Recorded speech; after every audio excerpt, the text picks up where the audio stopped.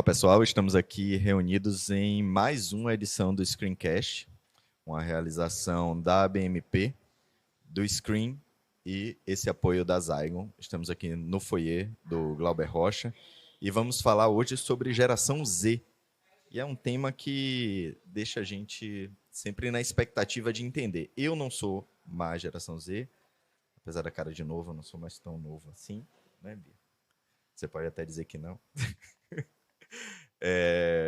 Mas hoje nós vamos falar sobre o potencial e as diferentes faces da geração Z. E para isso, nós temos duas pessoas que ocupam esse lugar, que estão nesse lugar de fala e que vão abrilhantar aqui esse papo, me ensinando, nos ensinando, contribuindo nesse desafio de dialogar em nível de trabalho, em nível social, das relações. Tem muitas diferenças e muitas possibilidades. Para fazer uma apresentação formal antes de convidá-los, sejam muito bem-vindos. Estamos aqui com Beatriz Almeida, jornalista, cofundadora e gerente do projeto da Pagode por Elas, label manager da selo musical Som por Elas, pós-graduada em gestão de projetos, metodologias ágeis e eventos da música. Já gerenciou mais de 30 projetos, carreiras e lançamentos criativos, musicais e de impacto na Bahia, onde atua também como gerente de projetos, marketing, assessoria de imprensa e mentoria para artistas e criativos. Brinca que é uma gestora de carteira de aluguel para quem deseja construir junto. Seja bem-vindo, Bia. Obrigada, Rodrigo. E do meu lado direito, Alexandre Ribeiro, 28 anos, soteropolitano, analista de novos negócios e digital da marca Ativa Flow. É um profissional de marketing apaixonado por literatura e aficionado por novas tecnologias. Como ávido leitor e especialista em marketing e cultura pop, busca constantemente novas formas de inspiração e aprimoramento das habilidades de comunicação. Influenciador há 11 anos com o perfil EiAli no Instagram, com 11,8 mil seguidores, fala sobre livros, cinema e Taylor Swift, ao qual ele foi para o show recentemente. Seja bem-vindo, Ali. Muito obrigado. A ideia do nosso papo é que seja o mais leve possível e eu estarei aqui mais nesse direcionamento, nesse estímulo para que o papo aconteça. Então, inicialmente vou começar por Bia, que eu fiz a apresentação. Estou chamando de Bia com intimidade, assim como vou chamar Alexandre de Ali. O que é que você entende sobre a geração Z e como é que você se vê nesse lugar? Se não for um problema, qual é a sua idade? Eu tenho 25 anos, estou aí no início, já indo para o meio da geração Z, né? E, enfim, é uma discussão que eu fico sempre em dúvidas, né? Causa muitas dúvidas, porque esse lugar de hoje para a gente, assim, geração Z, quem vem depois da gente, já é um pouco obsoleto, eu acho, né? Pensar em gerações, pô, são tantos anos e são tantas fases e perfis diferentes dentro de uma geração. Tipo, eu tenho 25, uma pessoa que nasceu em 2009, que é a última etapa da geração Z, já é uma outra coisa, assim, já tem outros insights. Então, é sempre um lugar, eu acho, de diálogos diversos, né?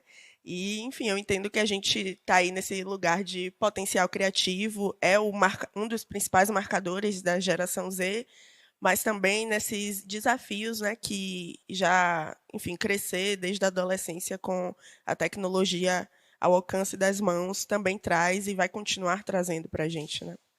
Maravilha. Ale, e do seu lado, como é que você se vê? Qual é você tem 28 anos, como eu falei, então você está logo no iníciozinho da geração Z. Logo no começo, né? No start da geração Z, ali 95. É algo muito natural a gente conversar sobre esse impacto geracional, né? Essas diferenças entre geração Z, baby boomers, X e Y, os millennials. É algo que hoje em dia já é mais comum, mas acredito que faltam se levar em considerações alguns pontos. Por exemplo, existem pessoas da geração Z que são completamente diferentes umas das outras, onde a gente conhece pessoas que, apesar de se encaixarem nessa geração mais tecnológica, né, os filhos da internet, como são chamados, são completamente fora desse perfil, muito por terem sido criados por baby boomers, que são as pessoas completamente a par da tecnologia. Então, é algo fácil de se conversar, algo mais comum, porque a gente vive isso, a gente está incluso dentro dessa geração. Então, acaba sendo natural para a gente a tecnologia, a forma de como se trabalhar, a forma de como se aplicar ela, mas tem fatores e fatores que a gente precisa sempre discutir e levar com mais detalhe, né? Pra gente, pra nós, né, e quem me assiste que é de outra geração, não é tão simples assim entender, não, viu? É. Nós temos algumas dificuldades dentro desse processo. Quando se define as gerações, ela vem de fatores sociohistóricos, culturais, políticos que fazem, que caracterizam, né, essa geração. Então, à medida que o tempo vai passando e com esse avanço tecnológico, globalização, todo esse processo de que as informações elas estão sendo processadas de forma muito rápida, as gerações estão ficando cada vez mais curtas. Então, elas estão nesse processo contínuo de mudança. Depois de vocês vir a Alfa, vocês hoje já sentem uma diferença assim desses nascidos de 2000? Vocês já percebem? Vocês já se colocam nesse lugar assim de estou envelhecendo também? Demais, demais. Você falou, né, desse tempo que ele vai diminuindo. Antes se pensava uma geração entre, acho que era 20 anos, né? Isso. Esse marcador. E como eu falei no início, né, mesmo dentro desse tempo é muito tempo, assim, tem muitas diferenças dentro da geração e cada vez mais surge essa necessidade de reduzir mesmo, porque dentro da própria geração Z tem muitas questões e pô, quando vai falar da geração alfa, eu já comecei a me sentir velha, assim, porque são, tipo assim, tem crianças de 5, 6 anos que dançam de uma forma específica da produção de conteúdo do TikTok. Algo que a gente aprendeu a dançar lá atrás é o Chan, de outra forma. As crianças já nascem sabendo fazer o reverse. Então, é realmente muito diferente. Assim, é também uma troca geracional, assim. Não só esse avanço, né? Como a gente percebe que a geração alfa já chega com uma estabilidade emocional e todo um preparo já maior desde muito cedo. Eu tenho pessoas do meu ciclo que me contam histórias de filhos que fazem parte da geração alfa, onde a criança diz assim: não, mãe, eu preciso estabilizar minhas emoções antes de tomar qualquer atitude. Um garoto de 9 anos de idade, Bom né? dia. Então, tipo, são elementos que já fazem essa diferença entre as gerações. A geração Z acabou sendo muito introspecta, individualista, muito por conta da tecnologia, né? Enquanto a Alfa já vem para ampliar o conceito de comunidade, o conceito de universalidade do todo. Então, tudo isso acaba fazendo esse choque E é entre a algo que gente. também enfim, tem várias percepções, é um contrassenso aí, porque ao mesmo tempo é uma geração que está em muitas comunidades e essa sensação do pertencimento, de criar comunidades, as próprias comunidades, mas também é uma geração que está 100% imersa no online e acaba vivendo pouco a rua e experiências mais offline. Enfim. É muito interessante você fazer esse questionamento. Vou fazer uma Recapitulação. recapitulação, obrigado, desse processo. Então, quando a gente vem com os baby boomers, eles tinham uma expectativa de entrar no emprego, viver aquele emprego e seguir com ele numa. Tanto que existe essa ideia, né? De com 30 anos você já é casado, tem filho, tem casa, plantou uma árvore, escreveu um livro, e isso era a ideia de sucesso. Aí a gente vem num processo de mudança geracional, onde essa expectativa já não é mais o que nos acompanha. Então a minha geração ela já não vê nisso um lugar de sucesso. Quando chega para vocês, e vocês em especial que são profissionais multitarefas, vem de um outro lugar, de uma realização pessoal. Então, assim, as coisas precisam ter sentido, tem que ter propósito. Eu não vou simplesmente gerar um desgaste emocional físico para atender uma expectativa de um trabalho, sendo que isso não vai me gerar nada. Como é que você lida com isso? Como é a sua sensação no mercado de trabalho e como tem sido o diálogo com outras gerações? Como é a sua experiência? Isso é um ponto muito interessante. Na agência, a gente acaba conversando bastante sobre esse tema, porque a marcativa funciona muito como uma escola, até para quem já tem tempo de mercado. A gente nunca faz o básico, a gente sempre faz o novo, o diferente, o além, e tem que fazer sentido para a gente poder fazer. Então, tem que fazer sentido para a gente estar ali, tem que fazer sentido para a gente poder dar continuidade àquele projeto, para a gente poder continuar trabalhando na área que a gente está. Porque se fosse somente por questão de estabilidade, ou isso eu estaria estudando para concurso público, digamos assim. Mas hoje, para mim, faz muito mais sentido eu estar numa agência onde hoje eu estou fazendo um flash tattoo no screen e amanhã eu estou fazendo um Natal gigantesco em Belém do Pará. Completamente diferente, porque isso motiva, isso dá gás, isso inova, isso faz a diferença para a gente. Então, a gente sente também que em algumas gerações mais novas, eles ainda trazem essa questão da estabilidade muito cedo e às vezes sem o preparo necessário para alcançar aquela estabilidade. É uma discussão que a gente já observa por aí em algumas pessoas, e algumas pessoas até da geração Z, inclusive. Eu vou continuar com você. E você, Ale, imagina ou sente, percebe que o mercado está sabendo lidar com a geração Z? O processo dos empreendedores, assim, e dos empregadores, há um desafio muito grande na retenção de talentos. E como é que está sendo lidado isso? Como é que você tem visto o mercado diante disso? É algo que o mercado ainda precisa se aperfeiçoar. Ele ainda precisa entender que o profissional da geração Z, ele não vai ser aquele que vai funcionar dentro dos parâmetros da CLT, de 8 horas por dia dentro de uma caixinha no escritório, sentado, trabalhando e batendo aquela pautinha. Esse profissional, ele está mais aberto a várias funções diferentes ao mesmo tempo, a ter que se reinovar a cada minuto. E o mercado precisa entender isso.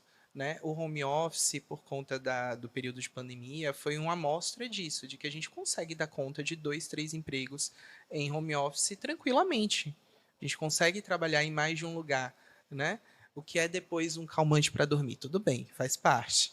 Mas a gente consegue dar conta disso e o mercado precisa entender essa pluralidade dos profissionais hoje em dia. Né? A gente está com a geração Z alcançando 30 anos. Né? Daqui a mais 2 anos os primeiros vão estar alcançando 30 anos. E em teoria é quando a gente se estabiliza, né, socialmente. É a idade que marca essa estabilidade. E se o mercado ele não entender isso e não se renovar, a gente vai ter um impacto muito grande entre a geração e o que está atualmente. É muito comum a gente ver jovens dessa geração, da nossa faixa etária, da minha, da Beatriz, começando a empreender, ou até não empreendendo diretamente, mas com ideias extremamente inovadoras para poder buscar a sua liberdade financeira de outro modo. Né? Perfeito. Bia, você tem propósito de vida. Assim, o trabalho que você desenvolve, o impacto que você gera na vida de várias outras pessoas, isso é um compromisso que você assumiu e você é muito nova. O que te motivou? O que é isso que acende em você para dedicar sua vida a fazer isso? Cara, eu acho que o Ale ele colocou perfeitamente, né? Que o mercado ele ainda está entendendo como é que vai lidar com tudo que aconteceu nos últimos anos em relação à tecnologia, essas mudanças. E eu sou reflexo disso, assim, né? Ao mesmo tempo em que eu vou consumindo ali muitas coisas e enfim, né, vivendo diversas experiências e mudando minha perspectiva. Tipo, eu sou filha de 2 funcionários públicos, meu irmão é funcionário público, e eu sou, assim, o peixinho fora d'água. Mas por que eles me permitiram isso? Porque eles tiveram ali uma estabilidade para me criar com propósito, para eu fazer o que me fizesse bem. E aí eu vou aprendendo tudo isso, e aí quando eu me formo, estoura a pandemia, até o que eu tinha construído até aquele momento era dentro da cultura, dentro da música. E aí eu também não fiquei muito tempo batendo cabeça com o mercado, sabe? Eu falei, pô, eu tenho essa possibilidade aqui de fazer o que eu quero. E aí eu meti marcha, assim. E, enfim, nesse lugar de trabalhar com música e economia criativa, essa discussão que a gente está tendo também é muito latente, né? Muito poderosa, porque, enfim, a gente tem visto cada vez mais influenciadores, produtores de conteúdo, artistas, virar uma chave da liberdade financeira, entre aspas, né? Nada é do dia para a noite, mas do dia para a noite, assim, e muda tudo, muda. E às vezes, como a Lei bem colocou, essa pessoa não está pronta para lidar com tudo isso, ou até lidar com o processo disso, né? Porque a gente veio ali, enfim, a geração Z, abrindo caminho, desbravando esse lugar da internet que ainda é tão desafioso para a gente. E meu trabalho com a Pagode por Elas, com a Ação por Elas, vem muito desse lugar, assim, de ser um farol, uma casinha, uma comunidade para as mulheres que trabalham com música, para as mulheres que trabalham na cena da música baiana, do pagode. Então, a gente tenta ali nos reunir para se organizar, para criar oportunidades, gerar oportunidades para elas e projetos. E, junto com isso, nosso impacto aumenta, nosso propósito, nossa força motriz aumenta, né? Porque cada dia que a gente trabalha mais pessoas se sentem impactadas, mais pessoas falam, pô, admiro o seu trabalho, seu trabalho me impacta, aprendi com você, não pare. Então, tudo isso é uma moeda de troca que, muitas vezes, o emprego ele não vai te trazer. Talvez, no primeiro momento, o empreender não traga esse retorno financeiro que a estabilidade de um emprego traz, mas ele traz outras moedas que eu acho difícil, assim, né? O emprego formal trazer, o que não impede, né? Cada vez mais o mercado ele está se movimentando muito por uma questão econômica, financeira, do neoliberalismo, né? De se apropriar desse lugar do PJ e querer tratar essa pessoa como funcionário. E do nosso lado, né, a gente que está dentro dessas empresas, prestando um serviço, fazendo um freela, até como CLT ou um PJ, um trabalhador fixo, a gente precisa começar a aprender a negociar, a beber dessas fontes e também colocar os nossos limites e ajudar as empresas a passarem por essas transições, né? Vocês dois produzem conteúdos de formas diferentes, mas têm essa responsabilidade de transbordar o que vocês pensam, o que vocês fazem. Por quê? Que necessidade é essa? É interessante, porque eu comecei a produzir conteúdo justamente porque eu não tinha com quem conversar sobre. Foi justamente esse o meu motivador. Eu sempre fui uma criança que eu gostava muito mais de ler do que sair para brincar. Minha família sempre teve essa cultura de leitura.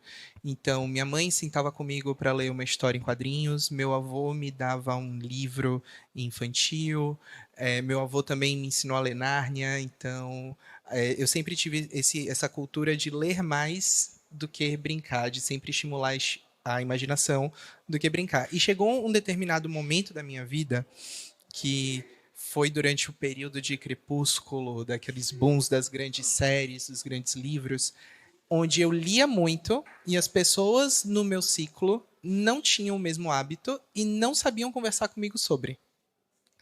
Então eu sentia falta de ter com quem conversar. Então, na época, eu lembro que eu abri um Blogger, uma plataforma com zero layout, absolutamente Usabilidade foi com usabilidade nada, não tinha absolutamente nada, mas tinha os textos com o que eu achava do que eu estava lendo. E na época eu comentava capítulo a capítulo. Era tipo um diário online, porque eu não tinha o costume do diário físico. E a partir daí eu vi que uma semana 2 pessoas comentaram, na outra 3, aí depois mais gente mandando mensagem, concordando, discordando, conversando e iniciando aquele diálogo dentro dos fóruns. E quando eu vi, eu já estava numa sala na Livraria Saraiva com 150 pessoas para me ouvirem conversar sobre um livro que eu tinha acabado de ler. Então, a gente, o criar, a internet proporcionou isso, né? Proporcionou com que eu encontrasse pessoas com os gostos parecidos numa época onde as pessoas próximas a mim não tinham esse hábito. Então, foi justamente o transbordar o que estava sentindo, transbordar o que estava pensando, para poder chegar e arrumar um local onde derramar tudo aquilo, né? Que foi a internet. Antes de falar do meu lugar, assim, eu acho que a Lê trouxe um ponto que está sendo muito latente para mim agora, né? Que é esse lugar de repente, 150 pessoas ali te acompanhando e presencialmente, sabe? Porque quando você produz conteúdo online, é um caminho que você percorre, né? No início não tem tantas pessoas, depois vai aumentando, às vezes o seu engajamento cai, às vezes você não se dá conta que você impacta a vida daquelas pessoas verdadeiramente, diretamente, porque a sensação da internet é como se tudo fosse a rolagem, né? E às vezes não, às vezes a pessoa está ali real, acompanhando. E no nosso caso, como a gente constrói projetos para além de conteúdo, a gente consegue ter esse relacionamento mais próximo online Mas quando vai para offline, é realmente é um impacto. Um impacto muito grande pra gente. E assim, tipo, para mim a produção de conteúdo ela veio meio que no pacote. Porque eu me formei em jornalismo em um momento em que isso, né, começou a ficar cada vez mais intenso, mais fervoroso. A gente faz o TCC sobre a Pagode por Elas, cria vários produtos inéditos, então a produção de conteúdo já estava ali, a gente fez podcast, fez minissérie, fez diversos produtos, e aí a gente precisava, para se formar, fazer ali um Instagram. O Instagram, em menos de um mês, bateu 1.000 seguidores, tipo, na época isso era muita coisa, assim, era um Instagram de um TCC, e aí a gente ficou, caramba, que é isso aqui? E aí a gente continuou, e foi entendendo essa necessidade mesmo. Confesso que até hoje, para mim, é um desafio, porque envolve muitas questões, né, de autossabotagem, de limitação mesmo. Às vezes você trabalha com tanta coisa, você faz tanta coisa para além daquilo ali, e ainda ter que resumir o que você faz em 1 minuto de vida, ou agora 3, né, que aumentaram, e de uma forma interessante, porque as pessoas não estão mais afim de assistir coisas longas, que não tenham gatilhos ali para elas ficarem. Então, para mim, vem também muito de um lugar de desafio, por não ser o meu trabalho principal, sabe? É meio que, para mim, é uma rolagem mesmo, um embebedar o que eu estou fazendo na vida, no mundo, para trazer para o ambiente digital, porque eu entendo também essa importância. E, enfim, do momento que a gente passa a produzir conteúdos propriamente, né, e não só embebedar o que está acontecendo, a gente vê uma virada de chave assim, nas contas da Pagode por Elas, na minha mesmo, porque as pessoas querem ver o que está por trás, né? Tipo, as pessoas, que legal que vocês têm uma comunidade de educação para mulheres da música, mas tipo, como é montar essa comunidade? Como é que você conseguiu convidar Dani Ribas de lá, não sei. Enfim, as pessoas querem saber sobre isso, e aí quando você coloca, você vê uma diferença, né, da forma que a galera interage. Trazendo algumas problemáticas, existem umas discussões sobre retenção da geração Z, sobre o fácil acesso que a geração Z tem à informação. Então, para quem nasceu hiperconectado, o acesso a conteúdo, as resoluções são muito fáceis. E aí isso tem gerado uma outra sensação, que é a frustração. Então, quando eu não consigo, eu fico frustrado. Aí entra numa brincadeirinha que você falou, que é uma outra problemática dentro disso. A geração Z é a geração que tem mais cuidado tem dado mais atenção à sua saúde mental, mas em contraponto tem sido a geração que está sendo chamada da geração da medicalização. Então, assim, o remédio está fazendo muita parte. Então, existem pontos que são muito positivos e pontos que são mais estranhos. Eu queria que vocês comentassem sobre isso. E tem um outro ponto também que é bem interessante, que a geração Z é muito preocupada com questões globais, de uma forma geral. Então, ações e iniciativas que gerem impacto na comunidade numa macroesfera, assim. Então, isso também. Ao mesmo tempo, é uma geração em que está muito no ambiente digital e pouco desenvolve habilidades sociais no relacionamento de troca direta. Então, ao mesmo tempo que ele tem uma rede muito grande, ele está hiperconectado, ele está isolado, a ponto de criar um ambiente virtual para dialogar. Claro que isso nada é generalista, né? Então, assim, a gente está falando de pessoas e pessoas, mas isso é um marco da geração. Como é que vocês percebem isso? E dentro desses pontos, onde é que vocês se enxergam? Então, essa questão da preocupação com a saúde mental, eu acredito que ela vem justamente por conta do excesso de informação que a gente consegue ter e absorver ao mesmo tempo. Eu acho que quanto mais consciente a gente está das coisas, mais a gente acaba tendo que se preocupar com o nosso psicológico. Então, esse excesso de informação, esse excesso de conhecimento acaba provocando isso. Um ponto que eu vejo referente à geração Z estar mais aberta à medicação, a tratamentos, a formas diferentes de tratar da saúde mental e até modos convencionais, como a questão da medicação, é porque a gente deixa de tratar isso como um tabu. Se a gente parar para pensar que até algum tempo atrás as pessoas tinham vergonha de dizer que às vezes estão tão cansadas e estressadas que precisam tomar um remédio para dormir, chega a ser loucura. A gente precisa, às vezes, de um medicamento. O medicamento faz parte de um remédio. Claro, o uso em excesso, o uso abusivo disso acaba gerando dependência, tudo que a gente já sabe. Mas eu entendo que a maioria da geração começa a entender que não tem problema você, quando necessário, com prescrição, abraçar aquele modo de tratamento. Isso não funciona para todo mundo, obviamente. Alguns vão dormir com barulho de chuva no Spotify, outros precisam tomar um calmante, um se acalme, por exemplo, para poder dormir. E tá tudo bem, faz parte do nosso processo. Quanto ao acesso da informação, é um ponto muito interessante, né? A facilidade do acesso. A gente nasce no momento onde a tecnologia está começando a estourar. Então, passa a ser muito comum que o meu crescimento acompanhe o desenvolvimento da tecnologia. Então, eu não posso esperar de uma pessoa de 50, 60 anos que saiba operar uma mesa de som como DJ, como a Bia ou qualquer outra pessoa da minha idade pode aprender mais fácil. Né? A gente tem esse ponto. Claro, exceções e exceções. Mas é muito mais fácil para a gente que está acompanhando o desenvolvimento da tecnologia na pele absorver isso do que pessoas que já estão há mais tempo no mundo, na vida, digamos assim. Isso é um ponto que explode minha cabeça, assim, sempre, porque eu fico ali no meio termo. Eu acho que, sim, a gente está em um momento, não onde as pessoas estão mais doentes, mas onde as pessoas estão mais conscientes de que a gente vive uma sociedade adoecedora e não é de hoje. Né? Enfim, já falei aqui do neoliberalismo e é sobre ele. Mas também eu acho que a gente, enfim, está fazendo parte da engrenagem, sabe? Tá tudo pensado para que a gente passe, de fato, 8 horas de relógio rolando scroll em qualquer pausa que a gente tiver no nosso dia, a gente botar a cara no celular. Tá tudo pensado para isso.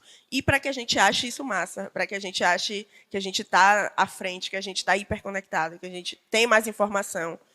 A maior parte das informações que a gente consome, a gente não consegue reter, porque é tanta informação que a gente não retém. E isso, ao mesmo tempo, causa uma desconexão muito grande. A gente está conectado ao celular, à internet, mas a gente está desconectado da gente mesmo. Por isso, as hiper, né, ansiedades e depressões e coisas, porque é uma desconexão tão grande que a gente está ali o tempo todo desafogando a mente, ali em busca da dopamina, em busca de algo que relaxe, e sem entender o que está acontecendo aqui dentro, sem entender como o mundo nos atinge, como a gente se relaciona com o mundo e se conecta com o mundo, né? Eu tenho enfim, eu acho que é muito sobre esse lugar da gente tentar ter um uso e um uso mesmo da internet, das redes sociais. Tentar, né? É sempre muito difícil, mas tentar ter um uso mais equilibrado, um uso mais consciente, responsável. Tipo assim, é possível que as pessoas, por outras questões também, precisem de um remédio para dormir ou tenham essa insônia, mas o mais comum hoje em dia é porque as pessoas ficam no celular até a hora de dormir. Deitam a cabeça no travesseiro com o celular na mão. Então, seu cérebro ele não vai desligar até que você, né, pare de dar estímulos ali para ele. Então, se a gente consegue, né, dar uma reduzida nesse horário de dormir, se a gente consegue tirar um dia off. Eu tenho sempre essa experiência quando eu vou visitar minha comadre na roça. Ela mora na linha verde, assim, tipo, mato, é só mato. Então, é um ambiente ali que eu consigo me desconectar e descansar de verdade, dormir e acordar descansada, porque no dia a dia dificilmente a gente tem essa sensação. E, enfim, eu sou também, assim, usuária dos medicamentosos demais, mas fico sempre nesse questionamento, inclusive com essa minha comadre, Amanda Rosa, que é artista também, porque ela sempre me traz esse lugar do... Antes a gente vivia sem. Minha avó me ensinou a me cuidar de outra forma. Tem outras formas, só podem demorar mais, mas existem outras formas que, inclusive, reconecta a gente com o mundo, com a natureza, com o que é propriamente dito da gente, né? Porque a tecnologia foi colocada.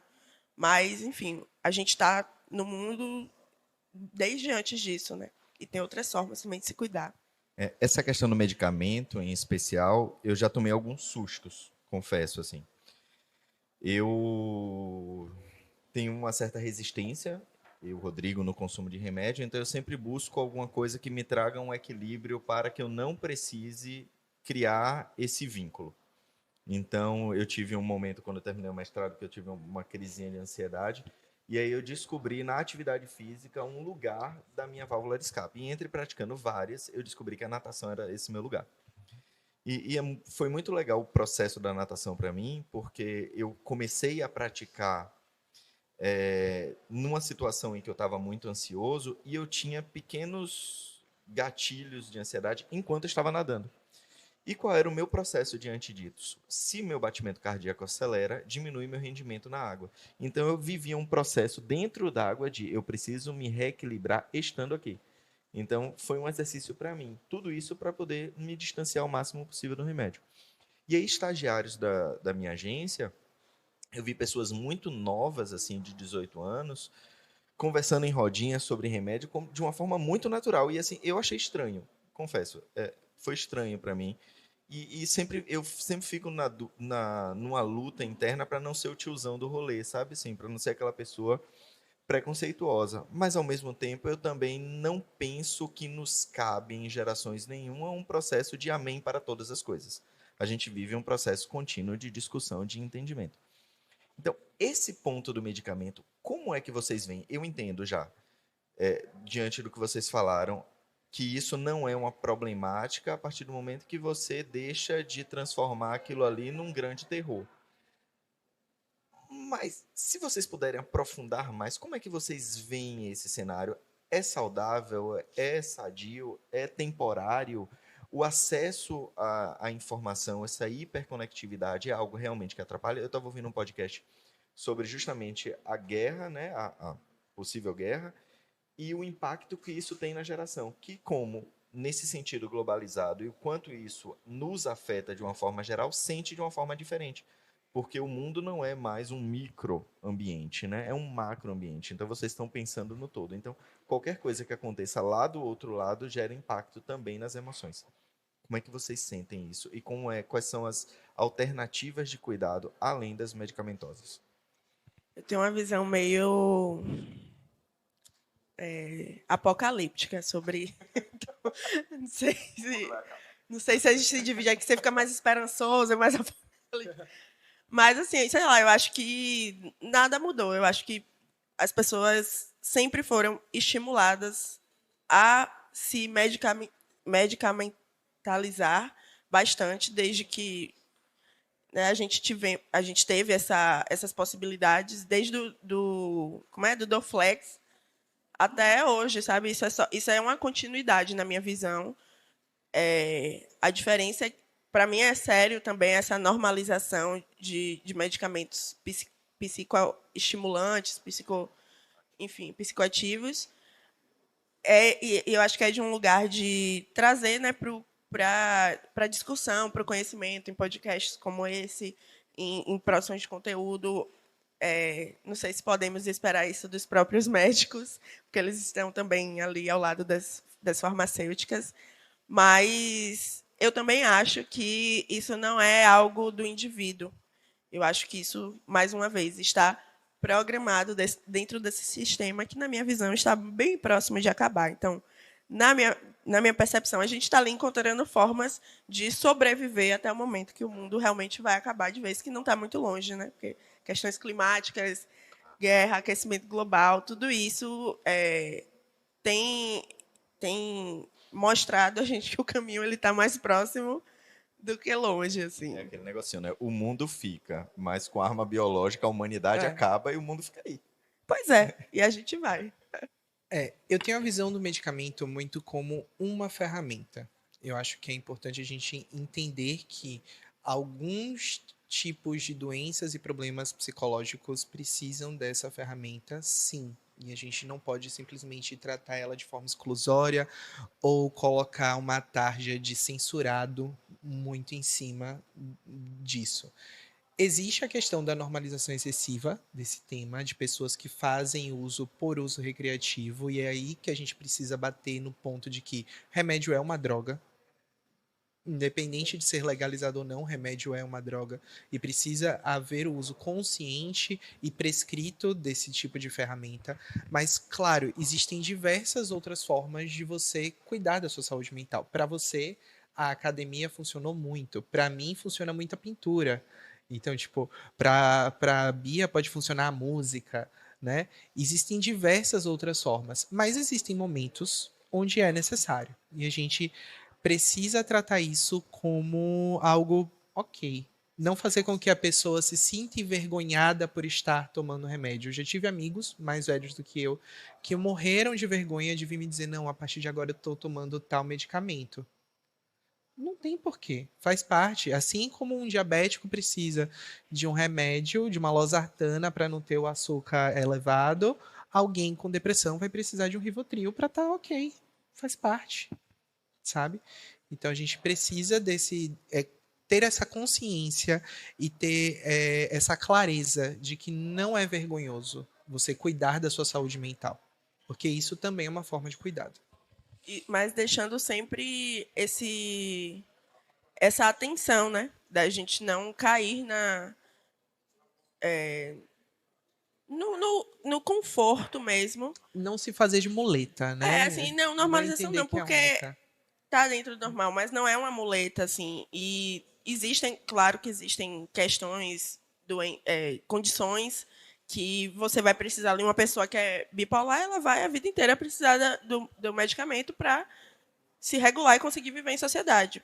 Mas, enfim, questões de ansiedade, de depressão, que são momentos, não necessariamente. Então, a gente também conseguir ter essas percepções, consumir esse tipo de conteúdo, fazer esse tipo de pergunta aos nossos médicos, para conseguir entender ali que não é uma muleta para ficar gostosinho, para ficar bem, né? Não é uma saída de dopamina ali para a gente, né? Se for momentâneo ou em outras condições, por outros motivos.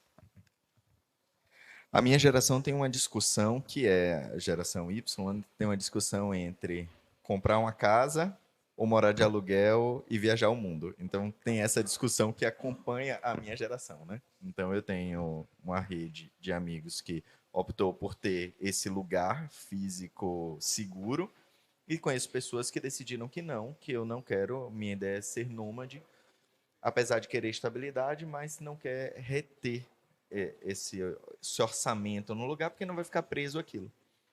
Quando chega na geração de vocês, a liberdade é algo inegociável.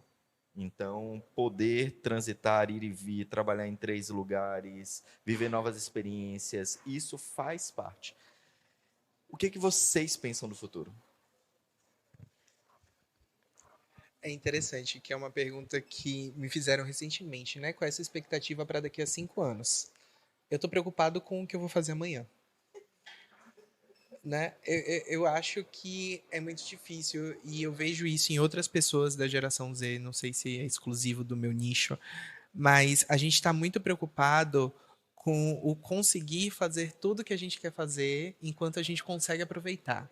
Então, não sei se daqui a 5 anos eu vou ter as mesmas vontades de ter hoje. Eu não sei se daqui a 5 anos eu vou estar tão preocupado em viver o máximo como eu estou preocupado hoje. Né? Pode acontecer de daqui a 5 anos eu querer estar estabelecendo uma casa, estabelecendo família, estar me aposentando e viver de pintar quadro na rua.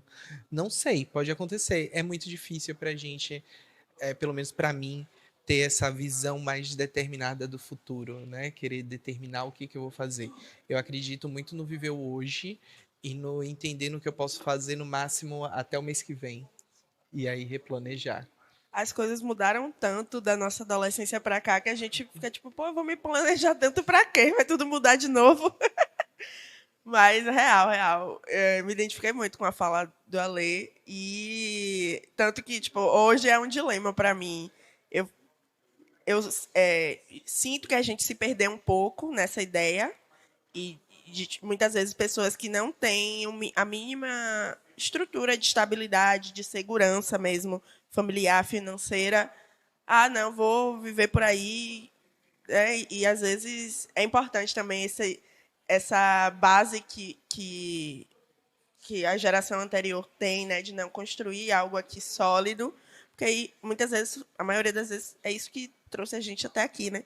Mas também eu me vejo nesse lugar, assim, eu fico tipo, ai, eu sei que em algum momento eu quero, mas eu não sei se eu quero comprar agora, se daqui a 5 anos eu quiser outra casa. Aí meu pai fala assim, aí você vende, aluga, faz outra coisa, mas compra aí. Esse pensamento de futuro para a gente é algo muito real, né? Por mais que talvez não seja mais esse pensamento de que eu vou envelhecer nesse lugar, mas esse pensamento da estabilidade é uma coisa que acaba que nos acompanha e que é legal para vocês. Isso no ambiente de trabalho, eu digo isso como gestor, acaba gerando esse desafio contínuo de provocar estímulos, de entender quais são as necessidades e de flexibilizar. A pandemia veio num processo muito doloroso, mas num processo de transformação do mercado gigantesco. Então, como você sinalizou o trabalho do home office, tem pessoas que nunca trabalharam no ambiente corporativo, que entrou no ambiente, na vida profissional trabalhando no home. Eu sou uma pessoa que eu tenho muita dificuldade de trabalhar no home. Então, eu tenho um escritório em casa, trabalho quando necessário, mas de uma forma geral, eu gosto desse contato físico, né? De estar do lado. Eu acredito que é mais resolutivo, é mais rápido como as coisas funcionam.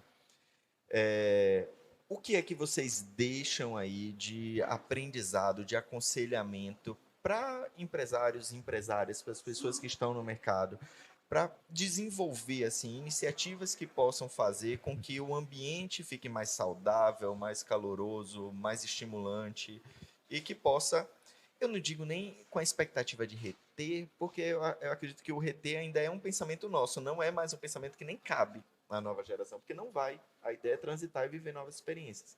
Mas como é que o ambiente pode ser o mais bacana possível? Assim? É um ponto interessante a gente conversar sobre isso, porque ainda hoje, quando nós vamos falar de Brasil como um todo, né? É muito comum se ter a ideia de que o trabalho é aquele dentro do escritório, dentro certinho, e de que às vezes a pessoa que está no home office não está produzindo porque você não está vendo o que ele está fazendo. Eu sou uma pessoa que eu me sinto muito mais produtivo no meu ambiente, no meu espaço, dentro do meu escritório, na minha casa. Porque ali eu sei que eu tenho que focar. No escritório, na empresa, com todo mundo, a gente tem a troca, tem a interação, que é algo muito bacana. Eu trabalho com comunicação, então às vezes eu tenho uma ideia, eu quero tentar desenvolver, eu tenho meu amigo do lado aqui que eu posso chegar e perguntar, poxa, o que é que você acha de eu fazer isso? Ajuda muito. Mas nos momentos de foco, isso atrapalha. E a gente vem de um período pandêmico, onde acredito que todos, independente da geração, ficaram muito tempo focados sozinhos e hoje a gente não consegue mais focar tanto quando a gente está em grupo. A gente acaba se dispersando muito. E eu entendo que as empresas precisam ter esse pensamento, precisam ter essa ciência de que o mercado mudou. A pandemia foi uma grande virada de chave, uma virada de chave muito brusca até para todo mundo. Então, o mercado mudou, o profissional mudou. Existem profissionais muito bons hoje que só entraram no mercado por conta da pandemia, porque estavam trabalhando de casa, porque tinham, ou seja, porque tinham filhos, ou porque tinham parentes adoecidos em casa e que viram na oportunidade do home office se recolocar no mercado. Então, eu acho que as empresas precisam entender que o home office é um grande futuro e que o fato dos profissionais estarem em home office não significa ausência de produtividade. Eu acho que é o principal ponto dessa discussão. Porque fica na cabeça de muitos empresários que a partir do momento que você está em casa, você não está fazendo absolutamente nada. Então, eu escuto de amigos em outras empresas que, tipo, meu pior dia é o dia de home office. Não, meu melhor dia é o dia que eu tô no home office, porque é quando eu tô focado para poder terminar com primor as entregas que eu tenho que fazer. Eu acho que isso tem muito a ver com controle, né? Como o mercado ele se estruturou, mais uma vez aí o neoliberalismo, porque aí o gestor, o empresário, ele quer ali ter controle, né, da galera que está trabalhando para ele. Então, ele quer chegar ali e falar, e aí, tá fazendo o quê? Pô, não, larga isso aí e faz isso aqui agora. E às vezes não é sobre isso, né? Às vezes o gestor, ele sim, mais do que ninguém sabe o que é melhor para a empresa e o que precisa ser feito, mas muitas vezes ali misturam os papéis, né, pessoal, dos egos e da necessidade de controlar mesmo. E às vezes aquilo não é o melhor, né? Então eu acho que é muito interessante, muito poderoso esse lugar que a gente tem começado a viver, né, dessas ranhuras, né? Fomos ali 100% para o home office, depois a gente volta para o híbrido. E eu acho que é desse lugar que a gente vai aprendendo.